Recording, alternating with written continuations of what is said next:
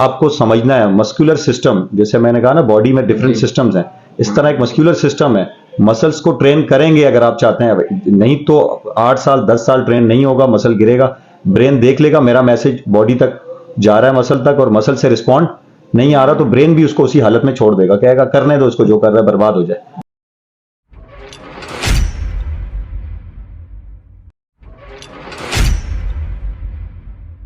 अस्सलामुअलैकुम जी, कैसे हैं आप लोग। उम्मीद करता हूं कि आप सब खैरियत से होंगे। नई वीडियो के साथ, नए टॉपिक के साथ आपकी खिदमत में हाजिर हूं। तो आज फिर हमारे साथ सर आके मौजूद हैं। इनका तारुफ हम पहले भी आपके साथ करा चुके हैं, तो आप इनको बखूबी जानते होंगे। तो सर से बातचीत करते हैं। अस्सलाम वालेकुम सर, कैसे हैं। वालेकुम अस्सलाम, कैसे हैं आप। ठीक है सर, आज हम बात करने वाले हैं लड़के जो यंगस्टर हैं, जिम ज्वाइन करते हैं, उनको क्यों जिम ज्वाइन करनी चाहिए। देखें, जिम ज्वाइन करने से पहले एक तो आपको पता होना चाहिए ऑब्जेक्टिव क्या है मेरा ना, मैं क्यों ज्वाइन करना चाह रहा हूँ। इस दौर में जो आप देख रहे हैं कि फिजिकल एक्टिविटी ना ऑलमोस्ट खत्म हो चुकी है। देखिए, अगर आप 20 साल पहले चले जाएं तो आपको पता होगा कि जो बॉयज थे वो क्रिकेट बहुत ज्यादा खेल रहे हैं, कुछ फुटबॉल खेल रहे हैं, कुछ हॉकी खेल रहे हैं, डिफरेंट स्पोर्ट्स की गेम एक्टिविटी होती थी। आजकल जो आप देख रहे हैं वो क्या है, मोबाइल फोन। अगर उनकी कोई गेम भी है तो वो क्या है, मोबाइल फोन। एक तो वो आप मेंटल हेल्थ भी आपकी डिस्टर्ब हो रही है, और फिजिकली आपकी कोई एक्टिविटी है ही नहीं, कोई फिजिकल एक्टिविटी नहीं है, कुछ भी नहीं है। देखिए, क्रिकेट जैसे स्पोर्ट्स हो गए, हॉकी हो गई, फुटबॉल हो गई, तो आपकी एक फिजिकल एक्टिविटी होती थी, अब वो है ही नहीं। तो इसलिए मैं कहता हूँ इस जनरेशन के लिए कंपलसरी है, अगर आप जिम 1 घंटा फिजिकल एक्टिविटी नहीं करते तो फिर आपके सामने रिजल्ट्स होते हैं। आपका इम्यून सिस्टम इतना वीक हुआ होता है कि कोई भी बीमारी, हल्का सा कोई वायरल चलता है और एक हफ्ता यंगस्टर जो है वो घर पे पड़े रहते हैं। उसकी वजह क्या है कि इम्यूनिटी उनकी वीक है, बहुत ज्यादा इम्यून सिस्टम वीक है।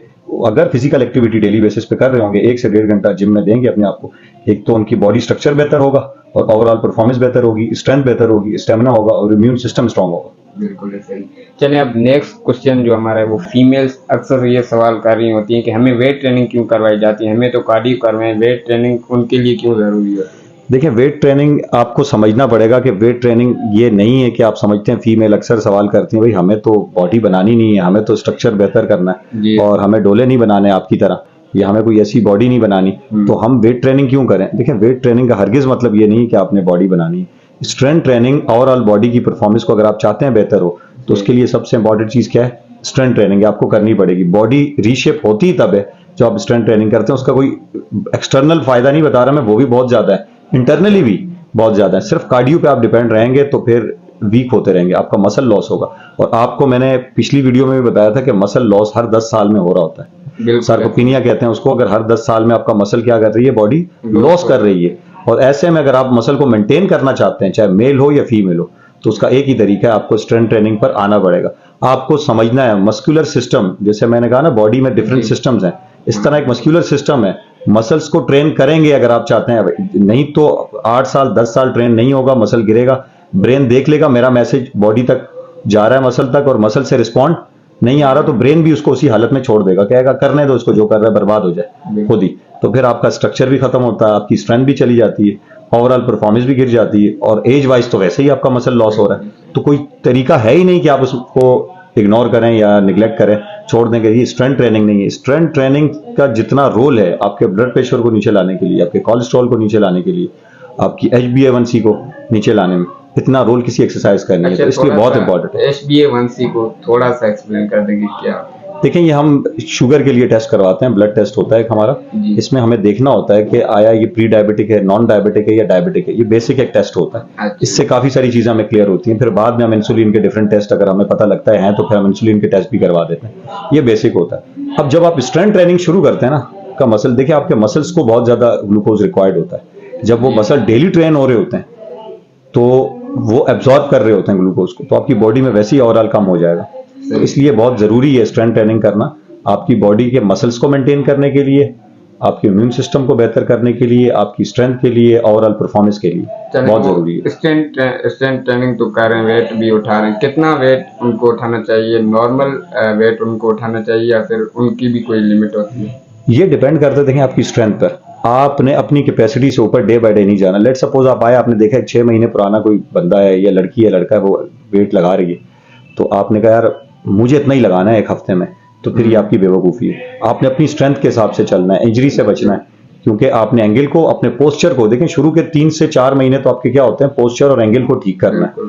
फिर उसके बाद आपने आगे, अगर किसी को देख कर नहीं कि अगर ये 20 kg लगा रहा है, 20 kg लगा रहा है, ये 40 kg, तो मैं भी लगाऊं, आपकी बॉडी खुद, मैं कहता हूं, रिस्पॉन्ड करती है। लेट सपोज आपने 5 kg लगाया 2 वीक, अब आपकी बॉडी फील नहीं कर रही उस 5 kg को, ठीक है, पंप नहीं आ रहा बॉडी में और आपको फील नहीं हो रहा कि थके बॉडी, स्ट्रेस में आए बॉडी, तो स्ट्रेस तो देनी है बॉडी को, तो फिर आप कहते हैं आप थोड़ा सा वेट इंक्रीज करें, ग्रेजुअली बढ़ेगा अकॉर्डिंग टू योर स्ट्रेंथ।